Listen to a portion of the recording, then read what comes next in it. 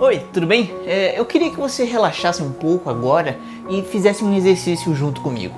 Por favor, respire fundo e sinta a paz, a tranquilidade e a sua burrice. O mero ato de respirar está te deixando menos inteligente. E isso acontece principalmente por culpa sua. Toda vez que inspiramos, botamos para dentro o oxigênio, que são carregados pelas hemácias. Elas o transportam através de vasos sanguíneos até o resto das células do seu corpo. E lá ocorre a respiração metabólica, em que uma cascata de reações químicas consome o oxigênio e libera gás carbônico. Esse gás carbônico, por sua vez, faz o caminho contrário para sair do organismo durante a expiração. E a princípio isso não teria nenhum problema, a menos que você esteja em um lugar fechado. Muitas pessoas passam a maior parte do seu dia em lugares fechados e às vezes sem nenhuma circulação de ar, seja no trabalho ou em casa. E lugares assim não permitem que o gás carbônico se disperse por aí. Ao invés disso, ele fica aprisionado e se acumulando, aumentando a sua concentração naquele microambiente. E isso causa alguns problemas. Em uma situação padrão, depois da respiração metabólica, quando o gás carbônico é liberado por uma célula, ele vai para a corrente sanguínea e reage com a água, o que acaba aumentando a acidez do seu sangue. E a acidez é a principal maneira que o nosso organismo tem para controlar a respiração, o que cria um equilíbrio para que a gente nunca pare de respirar. Porém, em um microambiente fechado, esse equilíbrio é perturbado. Um aumento da concentração de gás carbônico no ar que você inspira aumenta a acidez sanguínea, diminuindo a concentração de oxigênio circulante, fazendo com que o seu organismo inteiro sofra as consequências, incluindo o seu cérebro. O seu cérebro, para funcionar direito, consome uma inacreditável quantidade de energia e oxigênio. E até onde sabemos, ele é a máquina mais complexa do universo, como foi o que eu disse em um vídeo recente aqui no canal. E com menos oxigênio, ele não tem como funcionar no seu potencial máximo daquele momento. E como isso se reflete na prática, ainda estamos tentando entender. Um estudo dinamarquês mostrou que altas concentrações de gás carbônico não fizeram com que pessoas diminuíssem sua capacidade de ler um texto e copiar num computador. Porém, uma pesquisa estadunidense mais recente, tipo do mês passado, demonstrou que existe sim um declínio cognitivo e as funções cerebrais mais sensíveis a perdas são justamente as mais complexas e refinadas. Os experimentos indicaram que a capacidade de tomar decisões tende a piorar constantemente à medida que a concentração do gás carbônico foi aumentando.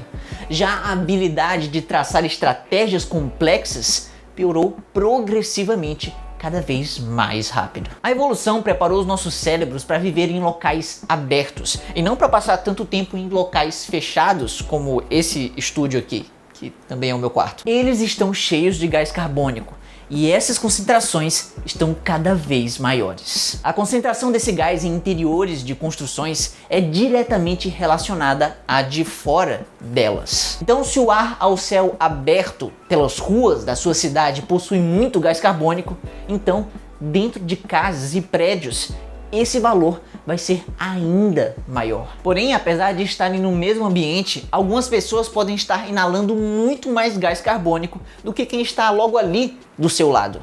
E para saber como isso é possível, vai ver os stories que eu acabei de postar no Extra, vai dar uma olhadinha. E como você bem sabe, essa concentração exterior atmosférica de gás carbônico está aumentando por causa da poluição gerada pelo nosso estilo de produção industrial. O nosso cérebro evoluiu para funcionar numa época em que essa concentração variava entre 200 e 300 partes por milhão de gás carbônico. Ou seja, para cada 1 milhão de moléculas totais no ar, dentre elas tínhamos entre 200 e 300 de gás carbônico, até chegar à Revolução Industrial. Em apenas 200 anos de produção industrial, nós atingimos no ano passado a marca de 410 partes por milhão na atmosfera. E esse número é ainda maior no interior de um lugar fechado, como o seu trabalho ou a sua casa. Ambientes como esses podem chegar a acumular cerca de 900 partes por milhão atualmente, o que já não é nada bom.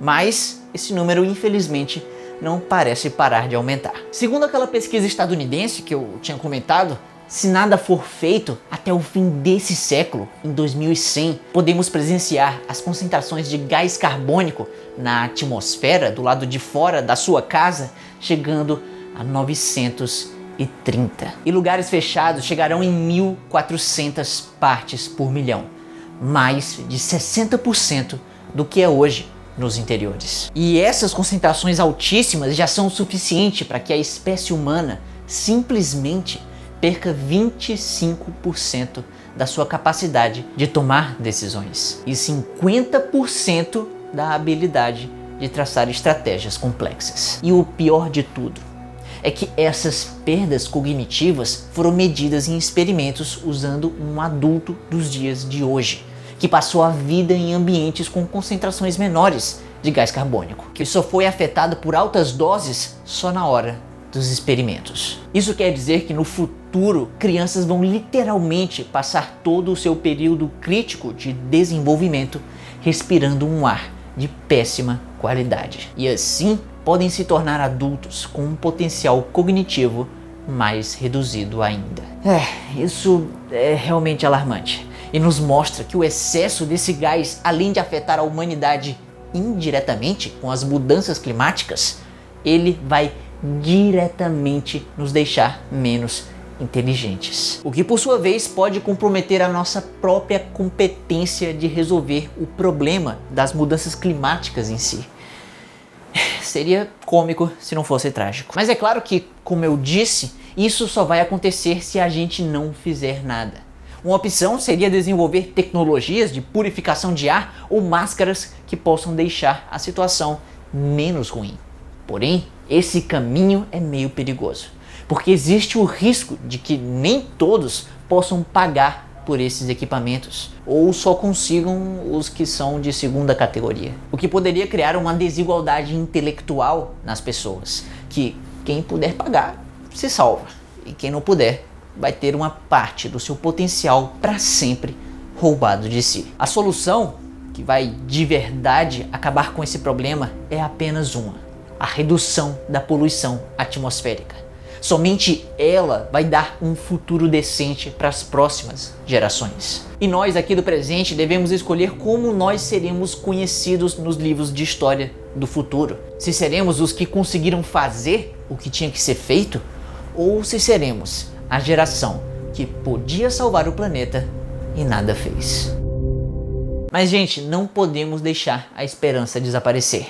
Assim como cromossomos. Cromossomos estão desaparecendo e a culpa é minha e também de todos os outros homens. E para saber por que isso está acontecendo, basta clicar bem aqui, assim como o Wellington, que tem uma cachorrinha chamada Jade, que possui pelos muito sedosos, eu fico até com inveja. E Wellington, muito obrigado por ser apoiador do maior canal de ciência do Nordeste. E não esquece que quarta tem vídeo novo.